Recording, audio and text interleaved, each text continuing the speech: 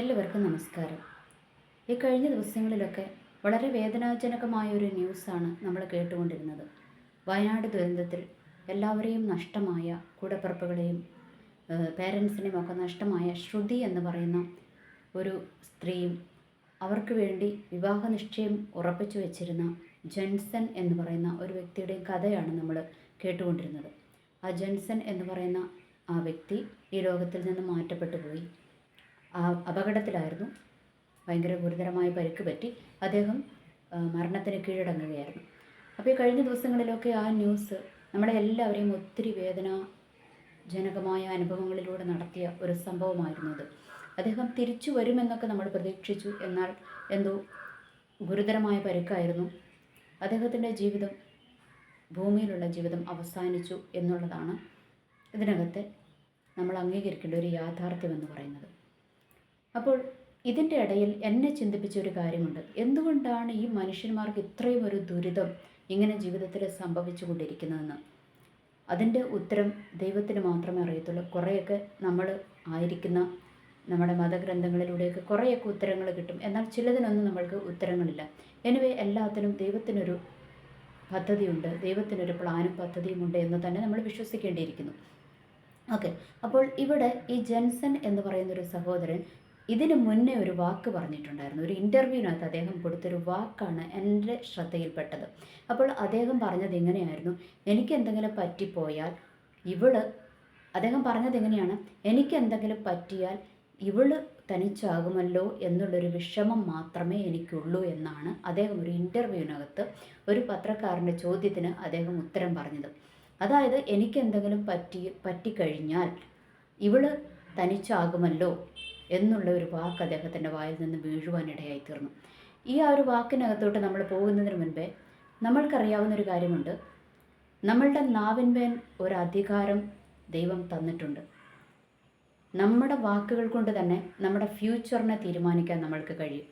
ഞാൻ എവിടെയും എത്തത്തില്ല, ഞാൻ ഇങ്ങനെ തന്നെ തീരുമെന്ന് പറഞ്ഞാൽ യാതൊരു സംശയവുമില്ല, നമ്മൾ എവിടെയും എത്തത്തില്ല, ഇങ്ങനെ തന്നെ തീരും.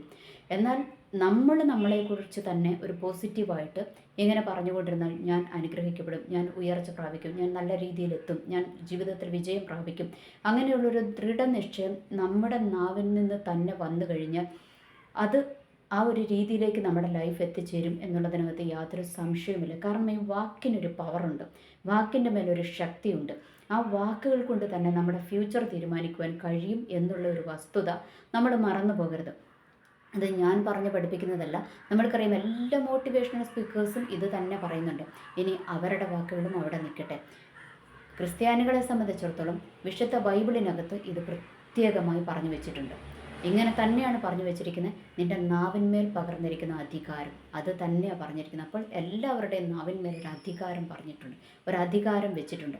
ആ അധികാരത്തിൻ്റെ വാക്കുകൾ നമ്മളുടെ വായിൽ നിന്ന് വീഴുമ്പോൾ, അതുകൊണ്ടാണ് പലപ്പോഴും ഈ വാക്കുകളെ സൂക്ഷിക്കണമെന്ന് എല്ലാ ആത്മീയ നേതാക്കന്മാരും ആത്മീയ ആചാര്യന്മാരും പറയുവാനുള്ള കാരണം. അതുപോലെ തന്നെ ബൈബിളിൽ പറഞ്ഞിരിക്കുന്നതാണ്, നന്മയും തിന്മയും നിൻ്റെ മുൻപിൽ വെച്ചിരിക്കുന്നു, നിനക്ക് ഇഷ്ടമുള്ളത് തിരഞ്ഞെടുക്കാം. നിൻ്റെ നാവിന്മേൽ അധികാരം പകർന്നിരിക്കുന്നു. ജീവിക്കണമോ മരിക്കണമോ എന്നുള്ളത് നിനക്ക് തീരുമാനിക്കാം. ഇതൊക്കെ ഞാൻ പറഞ്ഞത് വാക്കുകളൊക്കെ അങ്ങോട്ടും ഇങ്ങോട്ടും ഇച്ചിരി മാറി, എന്നാലും ഇതിൻ്റെ സാരാംശം ഇങ്ങനെ തന്നെയാണ് ബൈബിളിനകത്ത് പറഞ്ഞു വെച്ചിരിക്കുന്നതും നമ്മുടെ ആത്മീയ ആചാര്യന്മാർ പഠിപ്പിക്കുന്നതും.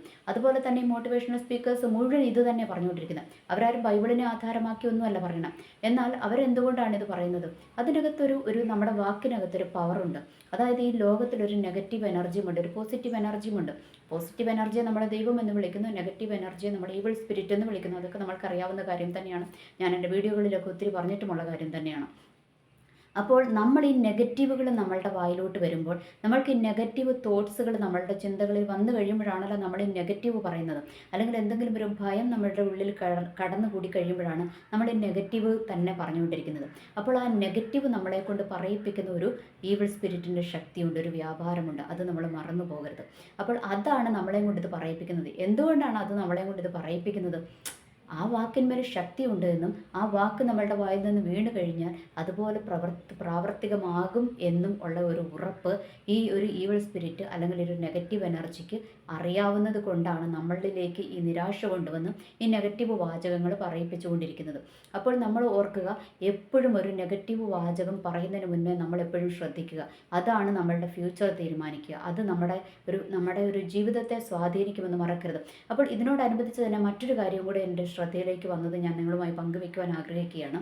അത് ഒന്നെന്ന് വെച്ചാൽ, ഈ കഴിഞ്ഞ കുറച്ച് വർഷങ്ങൾക്ക് മുൻപേ ഒരു കവളപ്പാറയാണെന്ന് തോന്നുന്നു, എനിക്ക് കറക്റ്റ് ലൊക്കേഷൻ ഓർമ്മയില്ല, ഒരു ദുരന്തം, എന്താ പറയുക, ഒരു വെള്ളച്ചാട്ടത്തിൻ്റെ അവിടെ ഒരു ദുരന്തം സംഭവിച്ചത്. കുറച്ച് കോളേജ് സ്റ്റുഡൻസ് അവിടെ പോയി അവസാനം മലവെള്ളപ്പാച്ചിൽ വന്ന് അവർ കുറച്ച് പേര് മരണപ്പെട്ട ഒരു കഥയൊക്കെ ഞാൻ ഈ കഴിഞ്ഞ ഇടയ്ക്കൊന്ന് വായിക്കുവാനിടയായി തീർന്നു.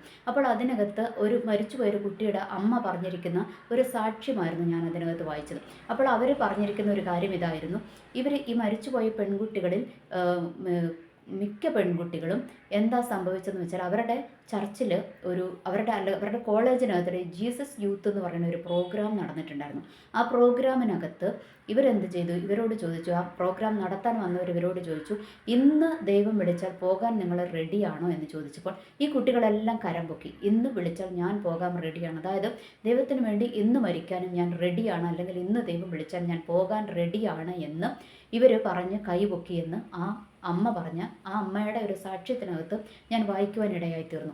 അപ്പോൾ ഇതിനകത്തെ കാര്യം, ഒന്നാമത് എന്താ പറയുക, വിവരമില്ലാത്ത ആ ഒരു നേതൃത്വം, ജീസസ് യൂത്തിലെ പ്രവർത്തകർ വന്നിട്ട് ഇന്ന് പോകാൻ റെഡിയാണോ എന്ന് ഇത് പഠിച്ചുകൊണ്ടിരിക്കുന്ന കുഞ്ഞുങ്ങളോട് ഞാനൊരു കാര്യം പറയട്ടെ. നമ്മളെ ഈ ലോകത്തിൽ എന്തിനാ ആക്കി വെച്ചിരിക്കുന്നത്? നമ്മൾ ഈ ലോകത്തിൽ ജീവിച്ച്, അതുപോലെ ബൈബിളിൽ തന്നെ പറയുന്നൊരു വാക്യമാണ്, എന്താ പറയുക, ദീർഘായുസ് കൊണ്ട് ഞാൻ അവനെ തൃപ്തി വരുത്തും. അതൊരു ഭക്തന് ദൈവം കൊടുത്തിരിക്കുന്ന അനുഗ്രഹമാണ്. ഒരു ഭക്തന് ദീർഘായുസ് ദൈവം കൽപ്പിച്ചാക്കിയിരിക്കുകയാണ്. അപ്പോൾ ആ ആയുസ് എനിക്ക് മതി എന്ന് പറഞ്ഞ് എടുത്തുകൊണ്ട് പോകുന്നവനൊന്നും അല്ല ദൈവം. ഓക്കെ, അത് നമ്മൾ ഒന്ന് തിരിച്ചറിയുക. അപ്പോൾ ഈ ആത്മീയ നേതൃത്വത്തിലുള്ളവർക്ക് എന്തില്ലാതായിപ്പോയി? വിവരമില്ലാണ്ടായിപ്പോയി. അല്ലെങ്കിൽ ഇവർക്ക് ഈ വാക്കിൻ്റെ ശക്തിയും ഈ വചനത്തിൻ്റെ ശക്തിയും ഒക്കെ ഇവർക്ക് അറിയാമായിരുന്നെങ്കിൽ ഇവർ ഒരിക്കലും ആ ഒരു ക്വസ്റ്റ്യൻ അവരോട് ചോദിക്കത്തില്ലായിരുന്നു. അപ്പോൾ ഇവർ കൈപൊക്കി കുറച്ച് ആഴ്ചകൾക്കുള്ളിൽ തന്നെ, കുറച്ച് ആഴ്ചയിൽ 1-2 ആഴ്ചക്കുള്ളിൽ തന്നെ ആ മരണം സംഭവിക്കുകയും ചെയ്തു. അപ്പോൾ നിങ്ങൾ വിചാരിക്കും, ഇതിനകത്തൊക്കെ വലിയ കാര്യങ്ങളുണ്ടെന്ന്. ഉണ്ട്, അതിനകത്തൊക്കെ കാര്യങ്ങളുണ്ട്. ഒരു ആത്മീയനെ സംബന്ധിച്ചിടത്തോളം അതിനകത്തൊക്കെ ഒത്തിരി അർത്ഥങ്ങളുമുണ്ട്, അതിനകത്തൊക്കെ ഒത്തിരി കാര്യങ്ങളുമുണ്ട്. ഓക്കെ, അപ്പം നമ്മൾ ഈ എന്താ പറയുക, ഈ കുറേ വിവരമില്ലാത്ത കുറേ ആത്മീയ കത്തികളും ഒക്കെ ഇങ്ങനത്തെ വാക്കുകളൊക്കെ ചോദിക്കുള്ളൂ. കർത്താവ് ഇന്ന് വിളിച്ചാൽ നിങ്ങൾ പോകാൻ റെഡിയാണോ, അല്ലെങ്കിൽ ഇന്ന് മരിക്കാൻ നിങ്ങൾ റെഡിയാണോ എന്ന് ചോദിച്ചാൽ നിങ്ങൾ ഒരിക്കലും കരം പൊക്കരുത്. കാരണം ദൈവം മനുഷ്യനെ ആക്കി വെച്ചിരിക്കുന്നത് ഈ ഭൂമിയിൽ ജീവിച്ച് എല്ലാ സുഖസൗകര്യങ്ങളോടും കൂടെ, എന്ന് വെച്ചാൽ നല്ല രീതിയിൽ ജീവിക്കാൻ വേണ്ടി തന്നെ ആക്കി വെച്ചിരിക്കുന്നത്. അതൊരു ഭക്തന് ദൈവം കൊടുക്കുന്ന അനുഗ്രഹമാണ്. ആ ഒരു അനുഗ്രഹം പ്രാപിച്ചെടുക്കാൻ നമ്മൾക്ക് കഴിയുന്നില്ല എങ്കിൽ പിന്നെ നമ്മൾ ജീവിക്കുന്നതിൽ വലിയ അർത്ഥമൊന്നുമില്ല എന്നുള്ളത് നമ്മൾ തിരിച്ചറിയുക. ഓക്കെ, അപ്പം ഇങ്ങനെയുള്ള കുറേ ഇമോഷണൽ ആയിട്ടുള്ള വാക്കുകൾ കേൾക്കുമ്പോൾ നിങ്ങൾ ചാടി കൈ പൊക്കിക്കഴിഞ്ഞാൽ ഓർക്കുക, ഇതിനെ വീക്ഷിച്ചു കൊണ്ടിരിക്കുന്ന വേറൊരു ടീമുണ്ട്. അതാണ് ഈ നെഗറ്റീവ് പവർ എന്ന് പറയുന്നത്. ആ നെഗറ്റീവ് എനർജി അല്ലെങ്കിൽ ഈവിൾ സ്പിരിറ്റ് ഇതിനെ നോക്കിക്കൊണ്ടിരിക്കും. അപ്പോൾ ഈ പുള്ളിക്ക്, അതായത് ഈ നെഗറ്റീവ് എനർജിക്ക് കുറച്ച് ശക്തിയൊക്കെ ഉണ്ട്. ദൈവത്തിൻ്റെ ശക്തിയൊന്നുമില്ലെങ്കിലും അതിനും കുറച്ച് ശക്തിയൊക്കെ ഉണ്ട്. അപ്പോൾ അത് ഇങ്ങനെ പ്രവർത്തിച്ചു കൊണ്ടിരിക്കും എന്നുള്ള കാര്യം നമ്മൾ മറന്നു പോകരുത്. അതുകൊണ്ട് നമ്മൾ എന്ത് ചെയ്യണം? ഒരിക്കലും ഇങ്ങനെയുള്ള നെഗറ്റീവ് കാര്യങ്ങൾക്ക് നമ്മളത് ഏത് ഇമോഷൻ്റെ പുറത്താണെങ്കിലും നമ്മൾ പറയുകയും ചെയ്യരുത്, പ്രവർത്തിക്കുകയും ചെയ്യരുത്. ഈവൻ നമ്മൾ അങ്ങനത്തെ കാര്യങ്ങൾ ചിന്തിക്കുക പോലും ചെയ്യരുത്. എന്നാൽ ഫ്യൂച്ചറിലോട്ട് നമ്മൾ ഓരോന്നും നോക്കി നമ്മൾക്ക് അറിഞ്ഞുകൂടാ നമ്മളുടെ ജീവിതത്തിൻ്റെ ആയുസ് എത്രയുണ്ട് എന്നുള്ളതൊന്നും നമ്മൾക്ക് അറിഞ്ഞുകൂടാ. അത് ദൈവത്തിൻ്റെ കരത്തിലാണ്. ദൈവത്തിൻ്റെ കരത്തിൽ മാത്രമേ അതിരിക്കാവുള്ളൂ. നമ്മുടെ ഭാഗമുണ്ട് നമ്മൾ നെഗറ്റീവ് പറയരുത് എന്നുള്ള കാര്യം ഈ അവസരത്തിൽ നിങ്ങളോട് പറയുവാൻ ഞാൻ ആഗ്രഹിക്കുകയാണ്. അത് അറിവില്ലാത്തവരാണെങ്കിൽ നിങ്ങളത് തിരിച്ചറിയുക. കാരണം ഇങ്ങനെ നമ്മുടെ നാവിന്മേലൊരു അധികാരമുണ്ട്, നമ്മളുടെ വാക്കിനൊരു പവറുണ്ട്. അതുകൊണ്ട് നമ്മൾ ഈ വാക്കുകൾ പ്രയോഗിക്കുമ്പോൾ, വാക്കുകൾ എടുത്ത് പറയുമ്പോൾ നമ്മൾ വളരെ ശ്രദ്ധിക്കുക. നമ്മൾ അനുഗ്രഹത്തിൻ്റെ വാക്കുകൾ, അല്ലെങ്കിൽ നമ്മൾ നല്ല പോസിറ്റീവായിട്ടുള്ള വാക്കുകളെ എപ്പോഴും നമ്മളുടെ ജീവിതത്തെക്കുറിച്ചും നമ്മൾ മറ്റുള്ളവരെക്കുറിച്ചാണെങ്കിലും നമ്മൾ പോസിറ്റീവായിട്ടുള്ളതേ നമ്മൾ പറയാവുള്ളൂ. നമ്മൾ നെഗറ്റീവ് പറയരുത്. അത് നമ്മളിലേക്ക് പ്രവർത്തിക്കും. നമ്മൾ നെഗറ്റീവ് പറഞ്ഞു കഴിഞ്ഞാൽ ഒരു നെഗറ്റീവ് എനർജി അതിൽ കയറി പ്രവർത്തിക്കും എന്നുള്ളത് നമ്മൾ മറന്നു പോകരുത് എന്നുള്ളത് നിങ്ങളെ ഓർമ്മിപ്പിച്ചുകൊണ്ട് ഈ വീഡിയോ തൽക്കാലം ഞാൻ വൈൻഡപ്പ് ചെയ്യുന്നു. എനിവേ, എല്ലാവർക്കും നല്ലൊരു ദിവസം ആശംസിക്കുന്നു. നന്ദി, നമസ്കാരം.